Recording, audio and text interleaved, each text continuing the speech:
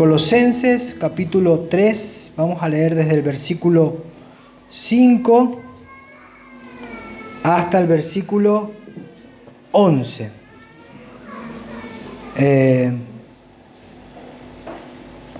Mientras los niños bajan a sus respectivas clases, le pido que por favor, voy a leer, estaba pensando leer en la versión textual, pero voy a quedarme nomás con Reina Valera. Igual vamos a profundizar mucho en lo que dice el original del texto. Vamos a ver mucho el griego hoy, particularmente. Pero dice nuestro texto: haced morir pues lo terrenal en vosotros: fornicación, impureza, pasiones desordenadas, malos deseos y avaricia, que es idolatría.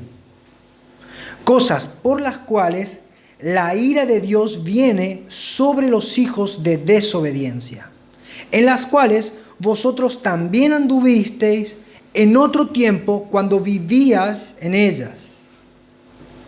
Pero ahora dejad también vosotros todas estas cosas: ira, enojo, malicia, blasfemia, palabras deshonestas de vuestra boca. No mintáis los unos a los otros, habiéndoos despojado del viejo hombre con sus hechos, revestido del nuevo, el cual conforme a la imagen del que lo creó se va renovando hasta el conocimiento pleno, donde no hay griego ni judío, circuncisión ni incircuncisión, bárbaro ni escita, siervo ni libre, sino que Cristo es el todo y en todos. Oramos. Señor, necesitamos de ti con urgencia. Particularmente este texto viene a dar en el centro de quienes somos. Este texto viene a descubrir lo que realmente somos, pero también viene a mostrar tu generosidad, tu amor, tu bondad. Y viene a mostrar también tu paciencia y longanimidad. Este texto habla con claridad también de que separados de ti nada podemos hacer. Señor, que tu Espíritu, Señor, nos dé oídos para oír, nos dé corazón para creer y nos dé voluntad para obedecer. Te lo pedimos todo, Señor, en el nombre de Jesús. Amén y amén. Hermanos, para poder hacer una introducción, yo me voy a limitar a dar solamente a dar el contexto cultural, a explicar el contexto cultural de cómo era que se vivía o cómo era un culto en la iglesia en aquel tiempo, en la iglesia que se conoce como iglesia primitiva. Bueno, el culto era muy sencillo. Se daba comienzo a la reunión, se decía el Shema: oye, oh Israel, Jehová tu Dios, Jehová uno es. Y se oraba por la reunión. Se cantaban alabanzas y se leía un texto de la porción de la Escritura y alguien meditaba sobre eso. Bueno, esto era la reunión, cómo se daba la reunión. Pero en el contexto de nuestra carta, cuando llega la iglesia a Colosas, la carta o la palabra de Dios era esta, la carta de Pablo. ¿Por qué? Porque la carta de Pablo tenía autoridad apostólica. ¿Qué significa esto? Que lo que Pablo decía era ni más ni menos que la palabra de Dios. Y cuando llegaba esta carta, se leía toda la carta delante de la iglesia. Y la iglesia debía, de alguna manera, escuchar y asimilar lo que le correspondía a cada uno y tratar de obedecer a Dios en lo que Dios le estaba diciendo. Así que imagínense si nosotros nos ponemos un poco en el lugar. Si nosotros estuviéramos en ese momento. Y Pablo dice una de estas cosas. Muchos pueden pensar, Pablo escuchó algo de nosotros. O Pablo se enteró algo de mí. ¿No? O si no, es como de alguna manera cuando uno pasa y escucha una conversación de otros. No sabe cómo empezó y no sabe cómo termina. Solamente escucha una parte y trata de hilar la idea. ¿Cómo habrán llegado a esto? Bueno, el riesgo que tenemos, de los pocos riesgos que tenemos al estudiar o al predicar expositivamente, es que muchas veces podemos entrar a un texto y pensar que, bueno, hoy alguien está hablando esto, eligió este texto para apuntar hacia nosotros. Y no es así. ¿Por qué? Porque nosotros hemos decidido estudiar la palabra de Dios un versículo a la vez. Entonces, lo que vamos a estudiar aquí hoy debe caer en nuestra conciencia de que no fue ni Jonathan el que eligió el texto, ni Adolfo el que eligió el texto, ni yo, sino que Dios mismo nos está llamando a que escuchemos su voz y que hagamos una reflexión profunda de quién somos. Así que quisiera primero contar o explicar cuál es la estructura del texto. La estructura del texto está constituida en 4 partes que se repiten. ¿Qué quiero decir con esto? Que en el versículo 5, Pablo hace un mandamiento o da un mandamiento a la iglesia. ¿Cuál es el mandamiento? Deben hacer morir lo terrenal en ustedes. Ese es el mandamiento. Y en el versículo 6 y 7, Pablo da una motivación de por qué hacerlo. ¿Por qué debemos hacer morir lo terrenal en nosotros? En el versículo 8 y 9, Pablo vuelve a dar un mandamiento de que debemos hacer morir lo terrenal en nosotros. Y en el versículo 9, pero la parte B, al 11, Pablo vuelve a dar una motivación de por qué debemos hacerlo. Esto es lo que vamos a ver en nuestro texto. Mandamiento, motivación. Mandamiento, motivación. El mandamiento es el mismo. Debemos hacer morir lo terrenal en nosotros. No es una sugerencia, no es una posibilidad, es un mandamiento de Dios. Así que ya dimos el contexto histórico-cultural. Ahora me gustaría que para poder entender mejor esto, vamos al contexto literario. Y Pablo había estado refutando las enseñanzas heréticas que se habían diseminado por la iglesia de Colosa, por falsos maestros. Entonces Pablo refuta a los falsos maestros, pero además explica y diserta sobre la supremacía de Cristo. Y dice que la iglesia debe vivir de acuerdo a las implicancias de haber creído en el Evangelio. Pablo dice que si alguien ha creído en Cristo y se ha bautizado, debería tener consecuencias visibles en la vida de ese creyente. Estas secuelas de haber creído deberían ser manifestadas en el carácter del convertido. Si una persona, dice Pablo, tiene a Jesús reinando en su vida, se le debe notar por su carácter. ¿Por qué? Porque el cristiano está siendo formado, conformado a la imagen de Cristo. La conducta o el carácter del creyente es un espejo que refleja quién está brillando en su interior. Jesús dijo, cuidado que no sea que la luz que hay en ustedes sean tinieblas.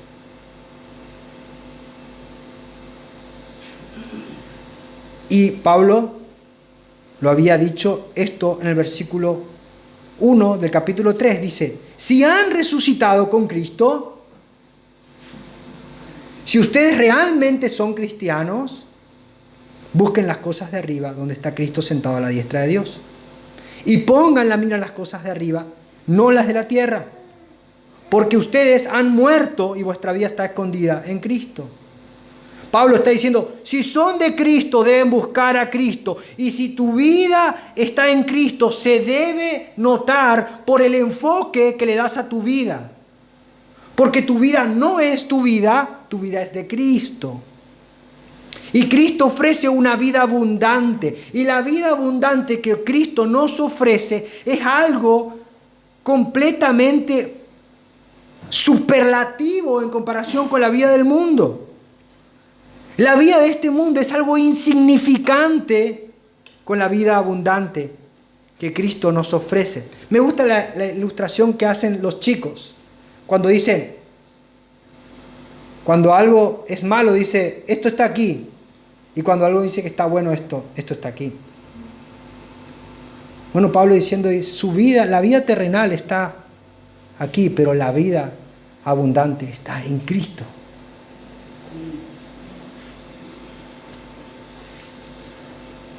Es por eso que una persona debe vivir una vida completamente distinta y no un poco distinta a lo que vive una persona que no tiene a Cristo. Debe ser radicalmente distinta. Debe resplandecer a la luz de su Señor. No puede de ninguna manera seguir teniendo una conducta mundana, inmoral, carnal, contenciosa, sino más bien debe hacer morir en su vida todo aquello que antes practicaba. Esto es lo que está diciendo nuestro texto. Ahora vamos a entender bien nuestro pasaje. Dice Colosenses capítulo 3 versículo 5. Haced morir, hagan morir, pues, lo terrenal en vosotros, en vuestros miembros: fornicación, impureza, pasiones desordenadas, malos deseos y avaricia, que es idolatría. Hacer morir.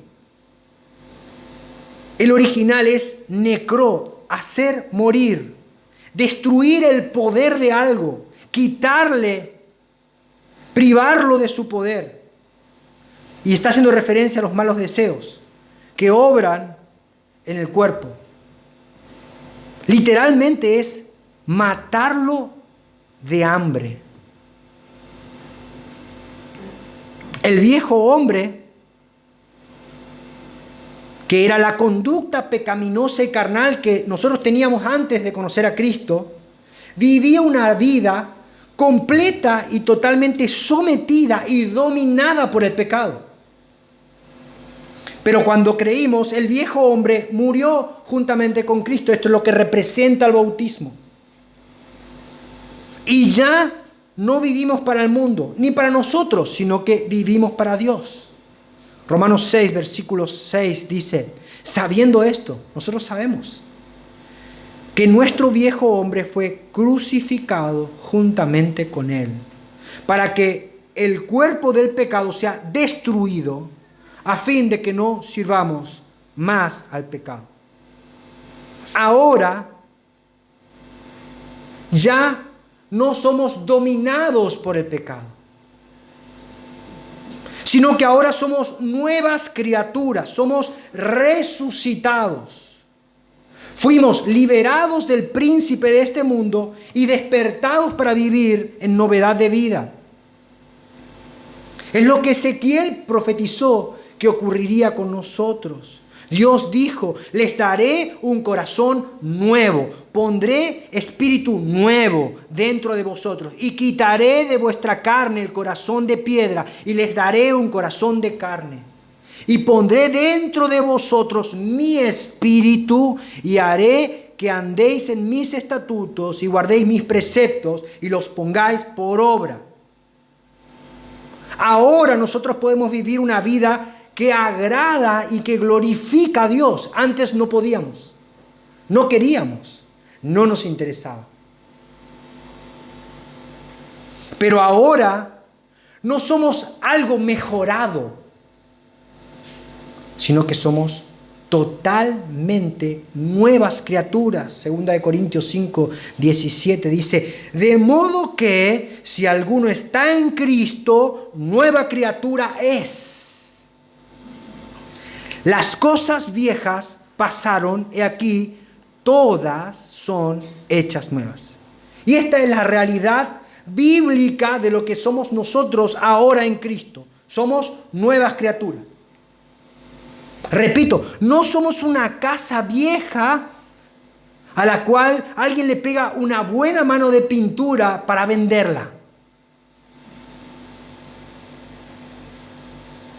No, sino que la Biblia dice que somos un templo nuevo hecho por Dios y Dios mismo vive en nosotros.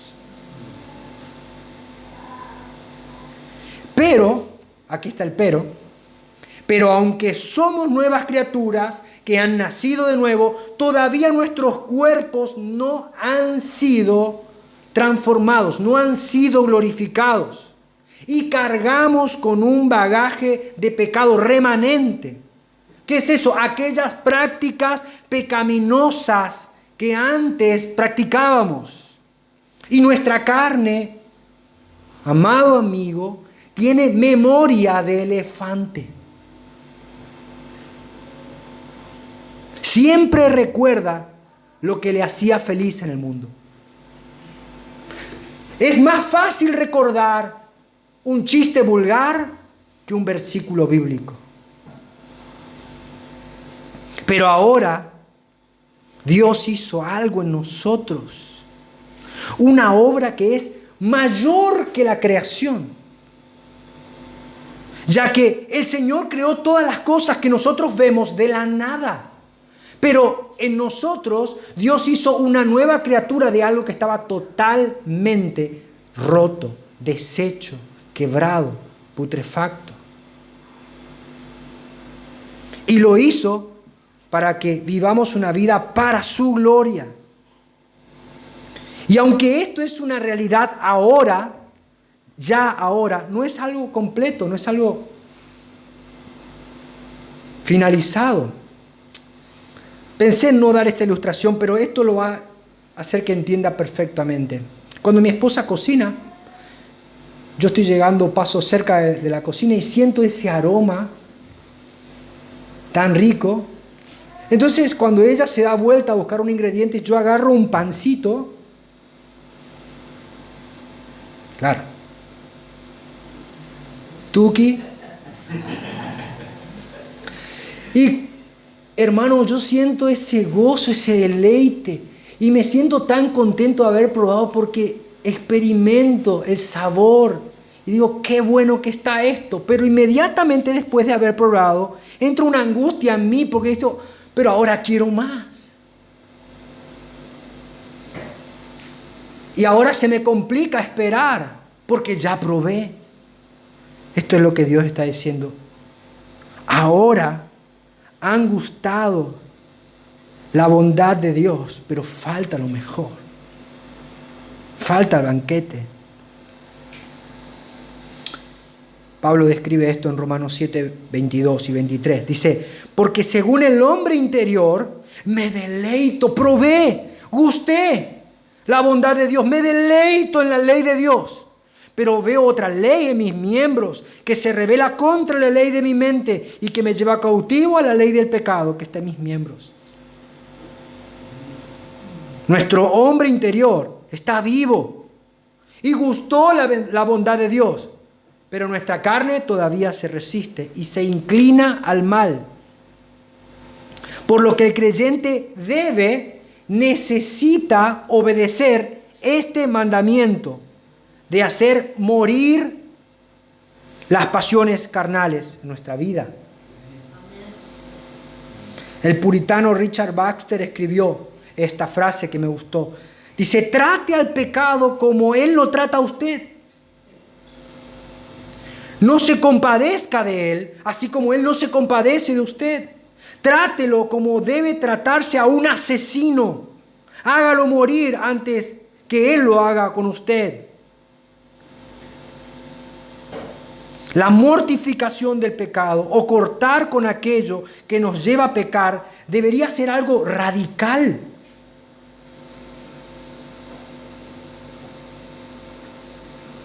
Jesús lo dijo así. Por tanto, si tu ojo derecho te es ocasión de caer, sácalo y échalo de ti.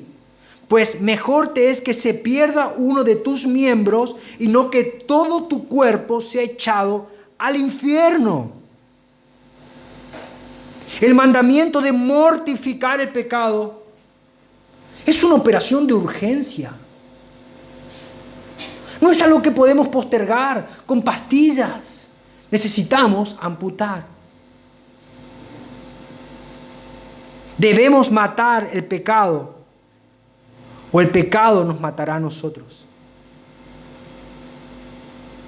El apóstol Pablo lo dijo en estas palabras: el pecado revivió y yo morí. Si el pecado vive, nosotros morimos. Pero si el pecado muere, nosotros vivimos una vida abundante que glorifique a Dios. Y esto es algo que debemos hacer nosotros. Debemos tomar la determinación radical y consciente de que no podemos servir a dos señores. O servimos a Dios o servimos a nuestra carne.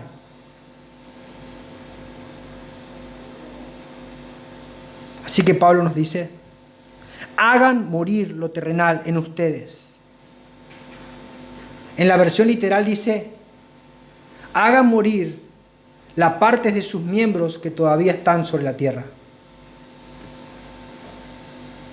Córtenlo. Y no es literalmente que nos debemos cortar los miembros, porque saben, hermanos, mucha gente interpretó mal este texto. Uno de los padres de la iglesia se hizo eunuco a sí mismo porque entendió que este texto mal. No es eso. Lo que está diciendo es que este hábito muchas veces está tan impregnado a nosotros que parece parte de nosotros. Y luego de decirnos que debemos hacer morir lo terrenal en nosotros, todos nosotros, Pablo hace un listado o da un listado de pecados que debemos dejar. Pero fíjense esto, hermanos, qué impresionante que es la palabra de Dios. Él da un listado, pero de una manera regresiva. ¿Qué significa esto? Que Pablo describe el hecho consumado del pecado, que es la fornicación, pero va describiendo los pecados previos hasta llegar a su origen. Para decirlo de una manera que entendamos todo, es como una pequeña bola de nieve que luego es algo que no se puede controlar. Primero es algo pequeño que nadie ve, pero después es algo evidente. Esto es lo que está haciendo Pablo aquí. Y explica, dice, fornicación, porneia, es la palabra en griego. Es una relación sexual ilícita y se usa incluyendo el adulterio. Y también se usaba como la idolatría pagana, ¿no? Este es el acto por el cual una persona ha liberado su carne completamente. Ya que no es algo que ocurrió de sorpresa. Nadie se tropieza y cae en la cama de otra persona. Hay algo que pasó antes, hay muchos pasos previos a la consumación del acto inmoral. El acto inmoral es algo que viene al final. Pero Pablo dice, quiten de ustedes la fornicación, pero antes de la fornicación hay algo, y dice, es la impureza, acatarsia o acatarsia, relacionado o que denota suciedad. Y cuando se usaba en los papiros decía que la casa debería mantenerse libre de la suciedad. Y está hablando de que una persona es esencialmente una persona sensual. Antes de caer en la fornicación, una persona es sensual, provocativa, sugestiva. Y esto es algo muy importante porque explica cuál es la razón del porqué de la vestimenta de hoy en día. Hipersensualizada. Apuntando todo hacia la sensualidad. Y una persona sensual está exteriorizando la suciedad de su corazón. Y quiere que alguien lo mire y lo vea como un objeto codiciable. Pero antes de la impureza hay pasiones desordenadas. Patos, en el griego, sufrir. Denota primeramente que uno está sufriendo, es un estado mental de un deseo ardiente. La persona, antes de ser sensual, es una persona que se deja llevar por deseos ardientes y que pensó detenidamente lo que estaba haciendo. Nadie se pone una ropa sensual, provocativa, sin antes haber pensado y planificado lo que provocaría con eso. De hecho, a veces pareciera que provocaría menos si estuviera desnudo a que se pusiera esa ropa. ¿Por qué? Porque eso tiene un fin: provocar. Y esto es un patrón de pensamiento que ocupó toda su atención. La persona está solamente pensando cómo hacer para provocar. Pasiones desordenadas. Pero antes de eso, hay malos deseos. Es un deseo o una concupiscencia por algo prohibido.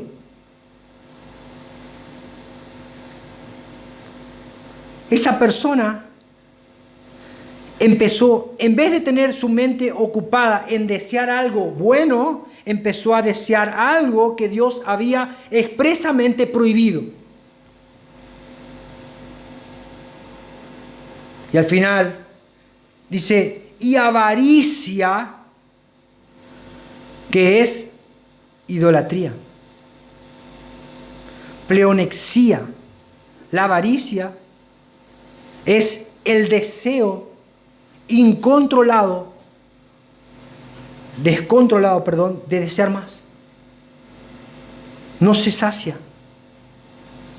Y esto es lo que Pablo nos está diciendo. Una persona antes de ser un fornicario o un adúltero es una persona impura y sensual. Antes de eso planifica ardientemente lo que hace, pero antes de eso deseó algo malo. Y antes de eso deseó algo de manera insaciable, algo que solamente lo desea de una manera descontrolada. Y esto nos lleva al origen de todo pecado. ¿Saben cuál es el origen de todo pecado? Es la avaricia.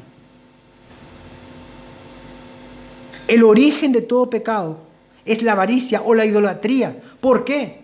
Porque la persona desea algo como debería desear a Dios.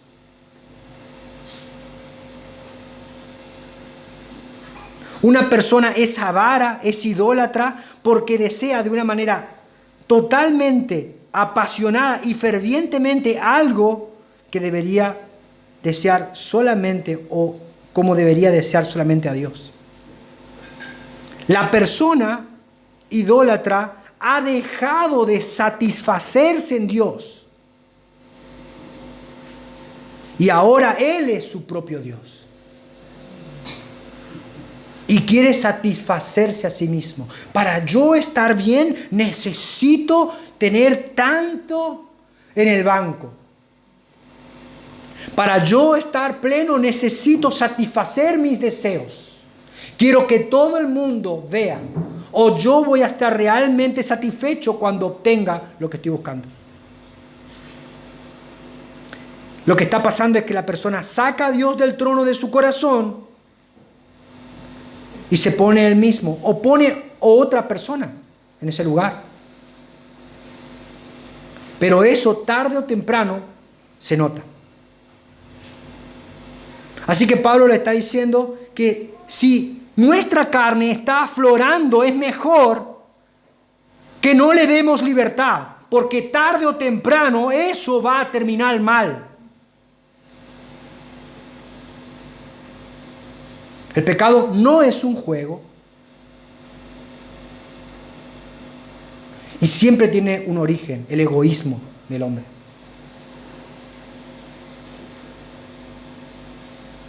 Pero Pablo les da una motivación. Y esto es algo impresionante. ¿Cuál es la motivación para no pecar? O para mortificar nuestros deseos carnales. Versículo 6 dice: cosas por las cuales la ira de Dios viene. Entre paréntesis dice los hijos de desobediencia, sobre los hijos de desobediencia. Pero eso no aparece en la mayoría de los manuscritos antiguos. La motivación para no pecar bíblica es que la ira de Dios viene sobre los que cometen estos actos. A veces nos gusta hablar del Evangelio, pero no nos gusta decir todo lo que el Evangelio dice. Nos gusta hablar de Dios, pero no nos gusta mostrar todo lo que Dios es. Y Dios es un Dios santo que está airado constantemente contra el pecado. Así que Pablo da la primera motivación es: si ustedes siguen pecando, la ira de Dios viene. Y la segunda es que ustedes en este tiempo ya no andan como antes, sino que en las cuales ustedes también anduvisteis en otro tiempo, cuando vivías en ellas. Si el creyente, a sabiendas, decide vivir una vida disociada de la voluntad de su Señor, Pablo dice que las consecuencias van a ser muy serias. Muy serias. Pero si alguno cree que puede jugar con fuego, debería entender que Dios es un fuego consumidor. Y Pablo ocupa un tiempo verbal que se conoce como tiempo profético perfecto. ¿Qué quiere decir? No es que la ira de Dios está viniendo allá a lo lejos. No dice eso. El texto está diciendo que la ira de Dios ya comenzó y de ninguna manera se dará por inocente al culpable.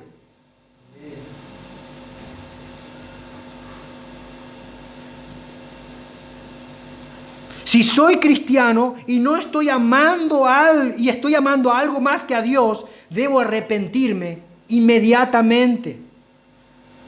Porque Dios no acepta segundos lugares. Dios siempre nos pedirá que sacrifiquemos a nuestro Isaac. Y esto puede sonar muy literal, pero no es así. Con nuestro pequeño Isaac. Siempre va a pedir que sacrifiquemos a nuestro Isaac. Hermanos, nosotros a veces no nos damos cuenta, pero amamos a nuestras esposas, a nuestro esposo, y a veces lo ponemos en el lugar de Dios. Amamos nuestros trabajos, que son cosas que Dios nos ha dado, nuestras profesiones, y sin darnos cuenta lo ponemos en el lugar de Dios. Amamos nuestros ministerios, a veces más que a Dios. Y preferimos estar más horas en el ministerio y no estar en presencia de Dios. Y eso es idolatría. Idolatría. Y algo que Dios aborrece. Pero Pablo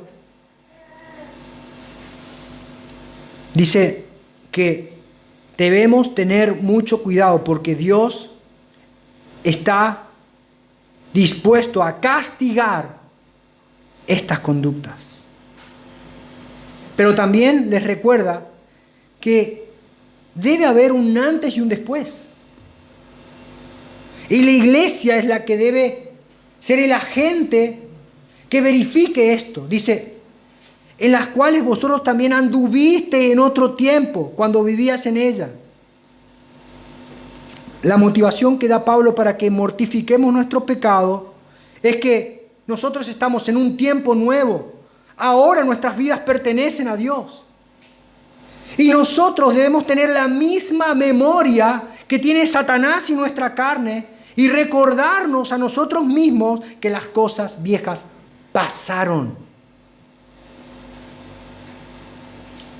Yo ya no soy aquel que antes se encontraba satisfacción en los deleites temporales del pecado. Mi alma solamente está saciada en Él. Salmo 63, versículo 1 dice, oh Dios, tú eres mi Dios, yo te busco intensamente, mi alma tiene sed de ti. Todo mi ser te anhela, cual tierra seca, extenuada y sedienta. Te he visto en el santuario y he contemplado tu poder y tu gloria. Tu amor es mejor que la vida.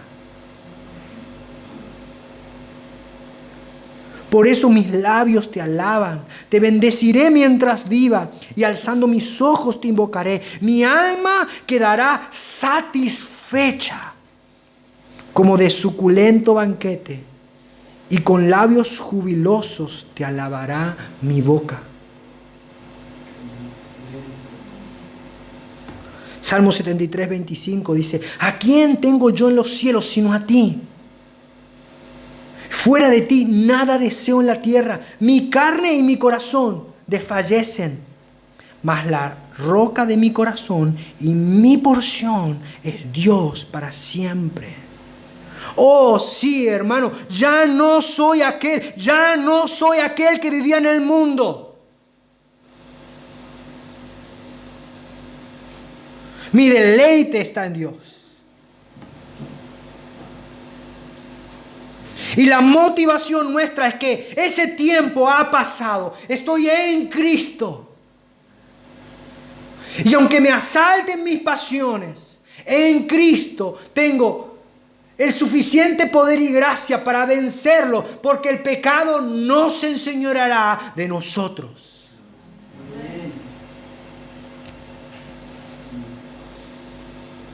Pablo vuelve a su listado y dice, ahora dejen también vosotros todas estas cosas. Y ahora hace un listado no regresivo, sino progresivo. ¿Qué significa esto? Que Pablo comienza desde el origen hasta la manifestación externa. Dice, dejen todas estas cosas, ira, enojo, malicia, blasfemia, palabras deshonestas de vuestra boca. No mintáis los unos a los otros. No se mientan. El mandamiento es el mismo. Debemos hacer morir estas cosas en nosotros. Ira, orgé, es un aborrecimiento, un enojo, hasta a veces por cosas justificables. ¿Cómo me puede decir una cosa así? Está cruzando en rojo y me enojo.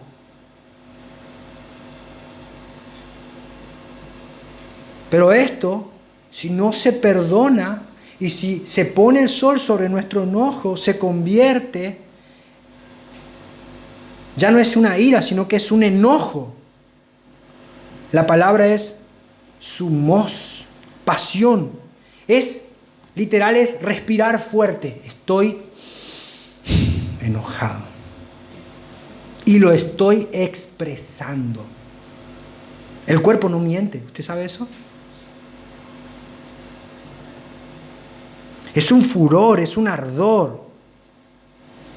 La ira, que debía haberse aplacado por el perdón, sigue ardiendo como un horno. y ahora está manifestando expresiones de disgusto.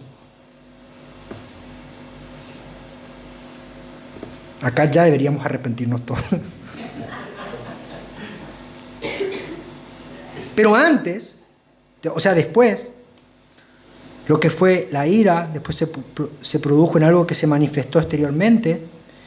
Después dice, dejen también la malicia, catía. Ahora ese enojo se volvió en algo malo. La persona resolvió hacer mal. Esto no va a quedar así. Me las va a pagar. La persona está decididamente resuelta a pagar mal por mal.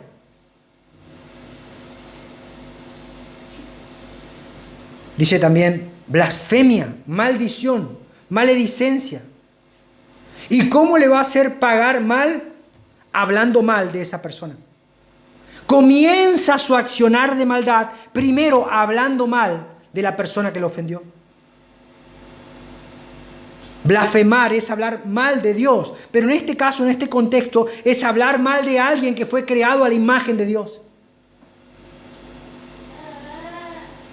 Lo insulta, lo agrede, lo provoca.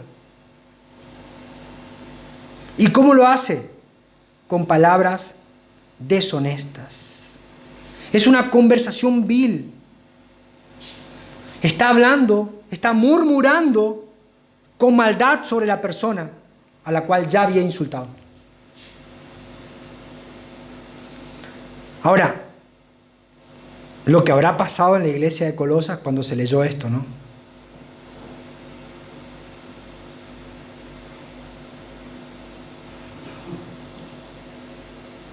Pablo les dice,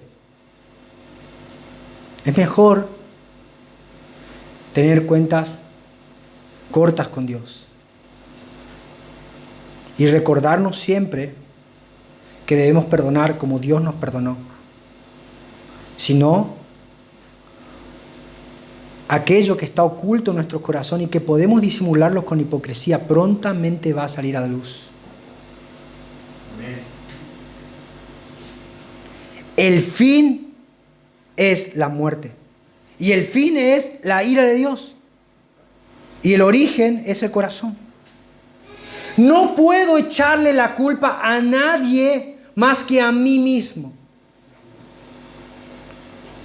Acá no está hablando del diablo, acá no está hablando de Satanás, está hablando de nuestro corazón. Mateo 15:19 dice, porque del corazón salen los malos pensamientos, los homicidios, los adulterios, las fornicaciones, los hurtos y los falsos testimonios, las blasfemias. Y si queremos vivir una vida libre de estas consecuencias tristes del pecado, debemos mortificarlo.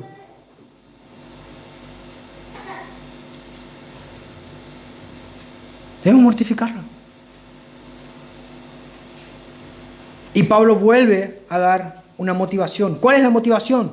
Dice, ustedes ya se han despojado del viejo hombre con sus hechos y revestidos del nuevo, el cual, conforme a la imagen del que lo creó, se va renovando hasta el conocimiento pleno,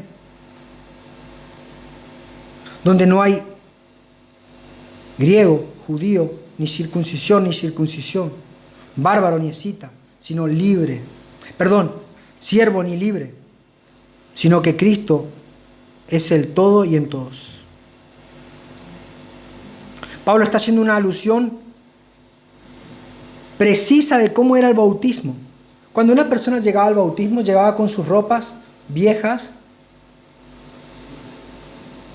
y la iglesia lo recibía.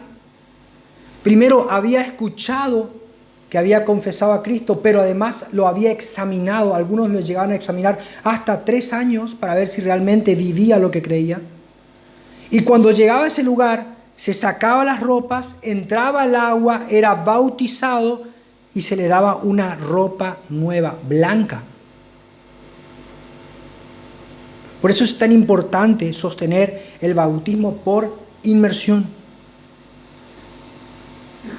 Y por eso es tan importante hablar y explicar qué es creer en Cristo. No podemos aceptar que cualquier persona se bautice.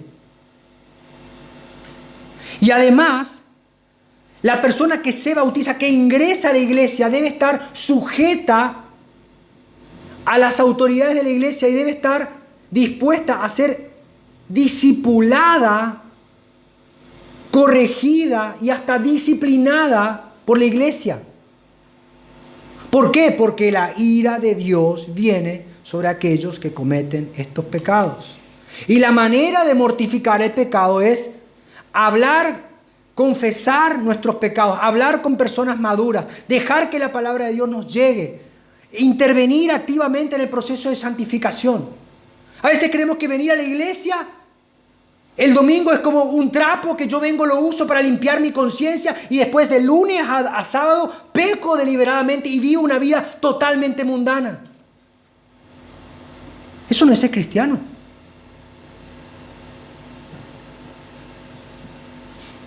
Pablo les recuerda, ustedes dejaron sus ropas viejas.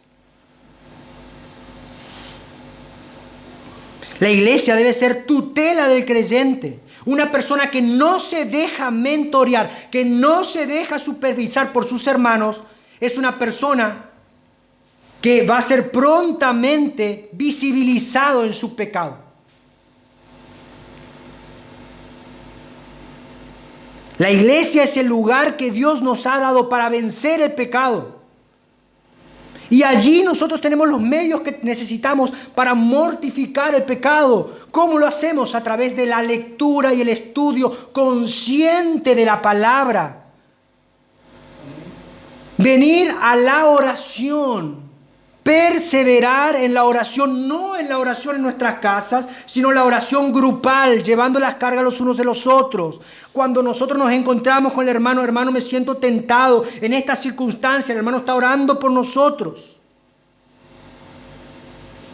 El servicio me va a mantener los dones activos para que yo no deje que mi carne aflore y que yo viva una vida sirviendo al mundo. La comunión. Hermanos, rendir cuentas. El lobo no ataca al rebaño completo, sino que ataca a la oveja que se aparta del rebaño. Y muchas veces las ovejas son alejadas por calumnias. Satanás no cayó solo del cielo. Él diseminó su mentira. Por eso cuando mentimos tenemos que tener mucho cuidado. Somos agentes de Satanás. Por eso Pablo dice, no mientan, no se mientan. A veces creemos que mentir, calumniar, es algo gratis. No es así. Ustedes ya no se pueden poner esa antigua ropa. Ya no pueden hacerlo. ¿Recuerdan? Pedro había negado a su Señor y se puso nuevamente su ropa de pescador. Pero cuando su Señor lo llamó, Él se sacó sus ropas.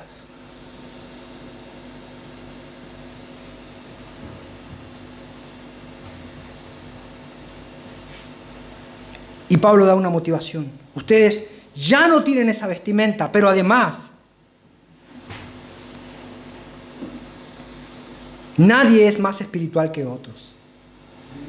En Cristo no hay judío, ni griego, ni bárbaro, ni escita.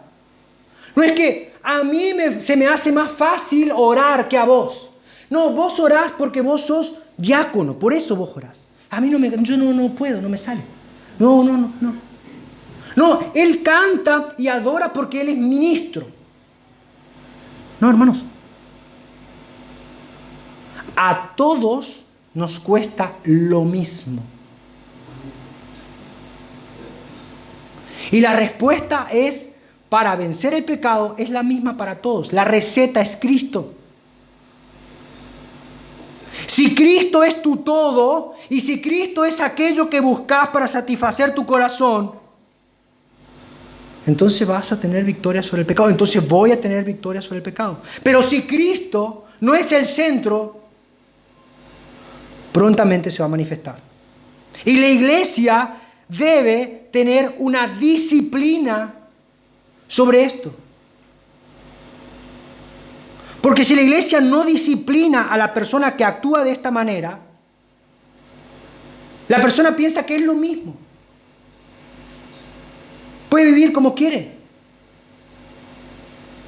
¿No es así? Y esto nos recuerda que constantemente debemos predicarnos el Evangelio, porque yo no soy mejor que nadie.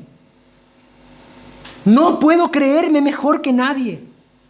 Si yo no estoy viviendo el Evangelio, estoy en un peligro, estoy ofendiendo a Dios, estoy viviendo en desobediencia. Y el problema no es con mi hermano, es con Dios mismo. El Evangelio me recuerda que separado de Cristo no soy nada. Y no soy ni siquiera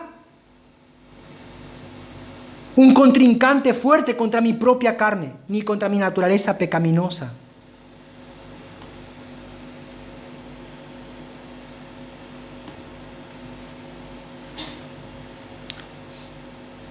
Y que si una vida vivida en la carne me va a llevar pronto a vivir una vida horrible.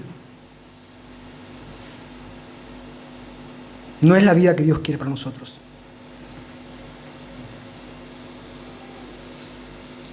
El argumento mío es el argumento del texto. Mortificar el pecado es algo serio, que todo cristiano debería tener como práctica. ¿Y qué es? El autoexamen, el arrepentimiento, pedir perdón. Pedir perdón no es una señal de debilidad, sino de madurez. Exponerme constantemente a la palabra de Dios. Vivir una vida de oración. Tener comunión con los hermanos. No, yo hago un estudio online. Hermano, si tu hermano no es de carne y hueso, vos no sos cristiano. Vos estás viviendo una fantasía, una ilusión. Ah, y otra cosa, los hermanos pecan. Debemos rendir cuentas. El que no se deja pastorear no puede liderar. Y debemos servir a Cristo en compañía de nuestros hermanos. Es la única forma de mortificar el pecado.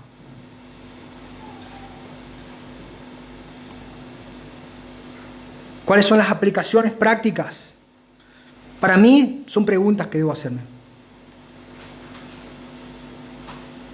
¿He estado siendo dominado por pensamientos pecaminosos?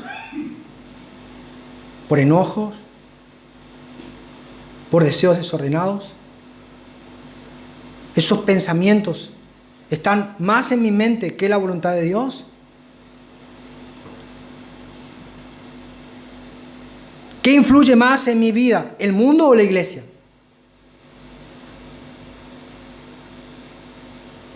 ¿Cuál es mi mayor deleite? ¿A quién busco satisfacer? ¿A mí mismo o a Dios?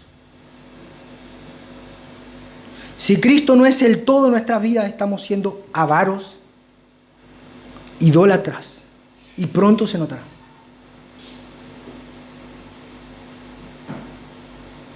Spurgeon hace una advertencia al creyente.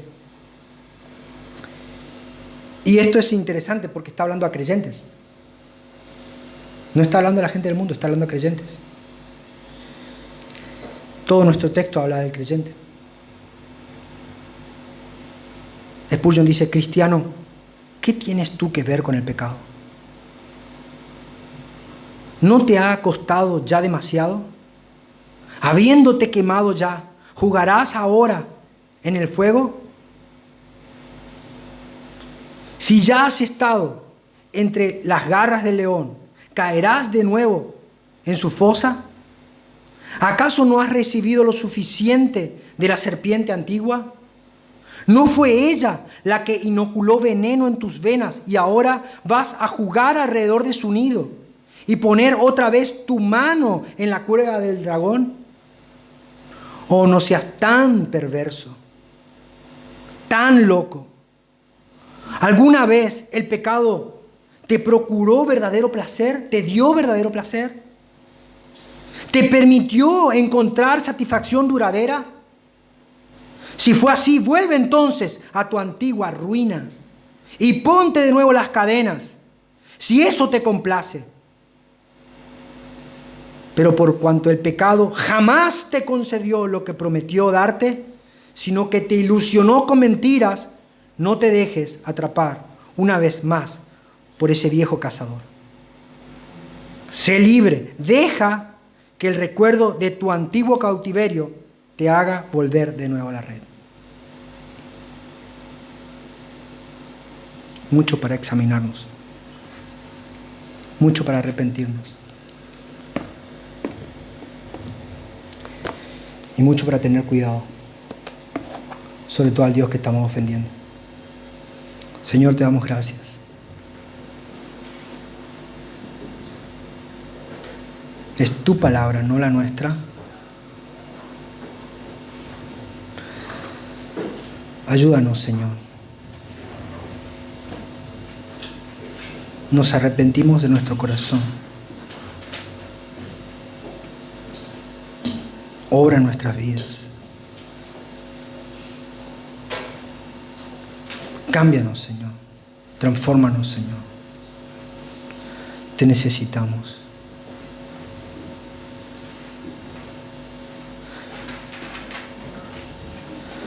De la manera que miremos, el avance del pecado siempre termina mal.